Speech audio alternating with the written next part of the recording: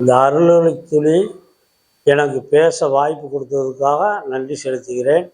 உங்களை இந்த காலை வேளையிலே சகோதரிகள் சகோதரர்களை நான் இந்த வாயிலாக உங்களோட நான் பேசுவதற்கு நன்றி செலுத்துகிறேன் ஆண்டவருக்கு. இப்பொழுதும் கூட நான் ரட்சிக்கப்படாததற்கு முன்னே நான் ஒரு மனநிலை சரியில்லாமல் இருந்தேன். சகோதரர்கள் அங்கே வந்து சுவிசேஷம் சொல்ல வந்தார்கள்.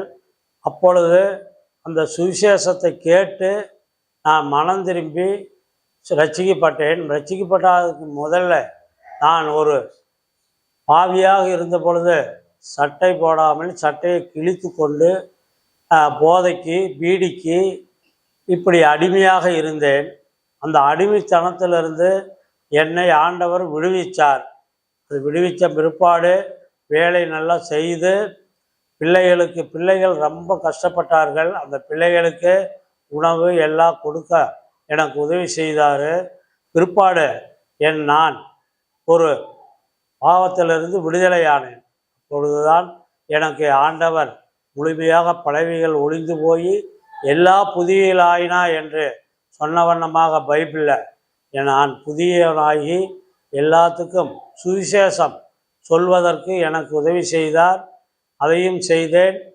எனக்கு இப்பொழுதும் கூட எஸ்பிஎஸ்ஸில் நான் படிப்பதற்கு பைபிள் கிளாஸ் படிப்பதற்கும் உதவி செய்தார். அதையும் படித்து கொண்டு இருக்கிறேன்.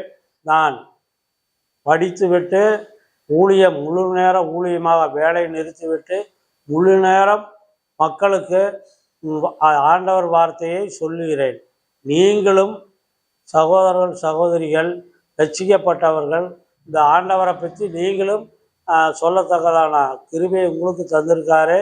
நீங்களும் இந்த ஆண்டவர் வார்த்தையை மக்களுக்கு எடுத்து சொல்லுங்கள். ஏன்னா நம்மளை ரட்சித்ததை ஆண்டவர் மக்களுக்கு எல்லாரும் சுவிசேஷத்தை சொல்ல வேண்டும் என்றுதான். நீங்களும் எல்லோரும் மக்களுக்கு சொல்லுங்கள். எனக்கு எங்கள் அம்மா ஒரு 4 அண்ணன் தம்பிங்க ஒரு அக்கா மொத்தம் 5 பேர் எங்கள் குடும்பத்தில்.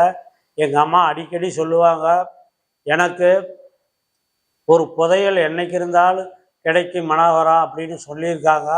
அந்த புதையல் எனக்கு ஒரு நாள் கிடைக்கும் என்று சொல்லி அம்மா இறந்துட்டாங்க. ஆனால் அந்த புதையல் இந்த பைபிள் தான் எனக்கு புதையலாக கிடைச்சதுனால நான் இந்த பைபிளில் படித்து இந்த புதையலை நான் எடுத்து கொண்டேன். ஏன்னா காசு பணம் நிறையா கிடச்சிருந்தா கூட நான் மறித்து போயிருப்பேன்.